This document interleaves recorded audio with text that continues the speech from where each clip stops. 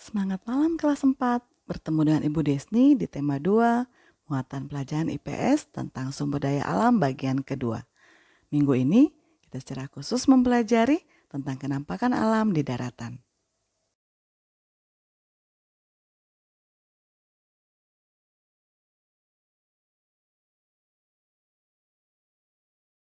Pantai adalah daratan yang berbatasan langsung dengan laut. Daerah pantai umumnya landai dan berpasir. Ada pula pantai berupa tebing yang curam.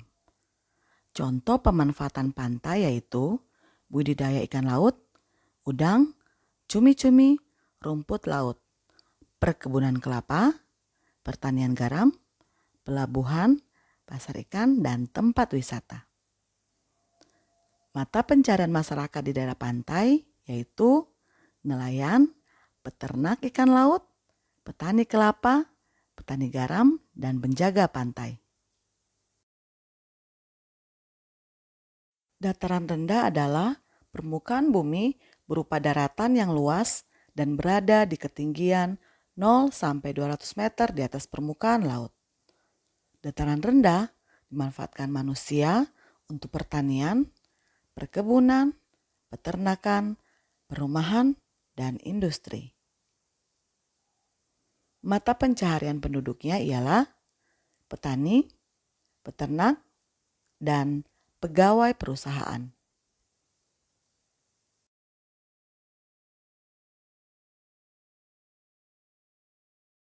Tanaman padi umumnya tumbuh di dataran rendah dan tinggi di daerah beriklim tropis.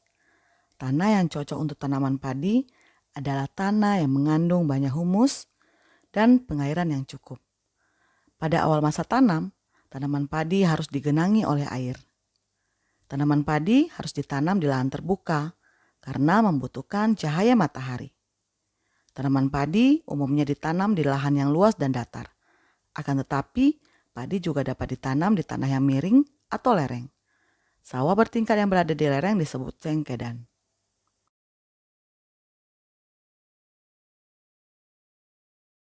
Dataran tinggi adalah permukaan bumi berupa daratan yang luas dan berada pada ketinggian 200-700 meter di atas permukaan laut. Dataran tinggi dimanfaatkan untuk perkebunan dan peternakan. Udara di dataran tinggi terasa sejuk dan dingin, sehingga dimanfaatkan sebagai tempat wisata.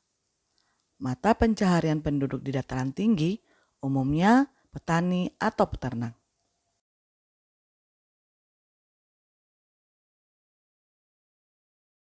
Salah satu tanaman yang tumbuh di dataran tinggi adalah tanaman teh. Tanaman teh umumnya tumbuh di dataran tinggi tropis dan subtropis dengan curah hujan yang cukup tinggi. Tanah yang cocok untuk tanaman teh adalah tanah yang mengandung banyak humus. Berbeda dengan padi, teh tidak memerlukan banyak air saat masa awal tanam. Semakin tinggi daerah penanaman teh, semakin tinggi pula kualitas teh yang dihasilkan. Masih banyak tanaman yang tumbuh dengan baik di dataran tinggi dan ada yang tumbuh dengan baik di dataran rendah. Besok saat pertemuan kita akan bahas lebih lanjut. Terima kasih sudah menyimak dengan baik materi dari Ibu Desni. Anak-anak bisa pelajari materi ini dari buku 4A halaman 149 sampai 150 dan 161. Sampai jumpa besok di kelas virtual. Tetap semangat!